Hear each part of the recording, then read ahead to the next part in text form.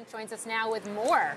Robert. Good morning, Morgan. Well, investors betting this morning that LVMH will either have to raise its offer for Tiffany or that there will be a bidding war. But either way, this is all about LVMH CEO Bernard Arnault solidifying his title as the king of global luxury. LVMH stock up almost 50% over the past year. That has added $28 billion to Arnault's personal wealth.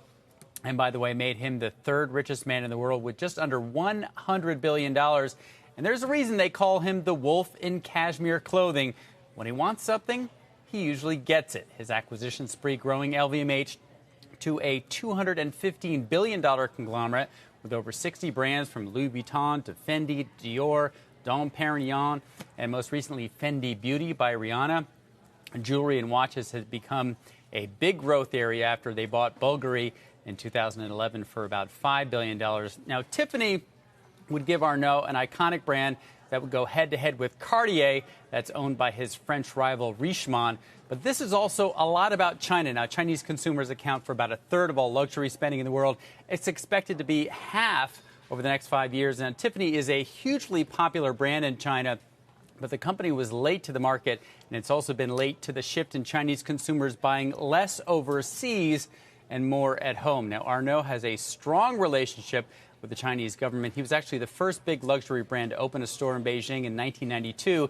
LVMH seeing a 16% jump in sales in the latest quarter, driven in large part by China. Also helping Arnault, Tiffany's CEO and one of its new directors both worked at Bulgari when Arnault bought it back in 2011. Guys, back to you. Yeah, Robert, a couple of things just on the M&A back and forth to add here before I also sort of want to ask you something. But, they sent the letter October 15th. It's going to be a little while. I think probably a week is going to go by till we hear from Tiffany, perhaps a bit more. Their board is going to review it. They just hired advisors kind of the middle of last week. Arnault not expected to go hostile as in a proxy fight.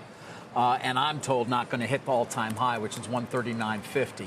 Now, all that being said, he's what, the second or third wealthiest man in the world? He's number 3 now, just under 100 million, closing in quickly on Bill Gates. Now, briefly this summer, he actually did pass Bill Gates to become number 2, but he's right in there with Bill Gates and Jeff Bezos. Depending on what LVMH stock price does, you could easily see a case where he could become number 1 in the world. Now, David, I would point out your reporting was really interesting this morning because if they considered a big 2 years ago, this was when Jana Partners came into Tiffany and they appointed a board member who at that time was the CEO when Arnault bought Bulgari. So the timing of all this sets it up 2 years ago for this to happen. Yeah, and as I think I reported as well, they have been thinking about this for over 2 years. Exactly. Robert, thank you. Thank you.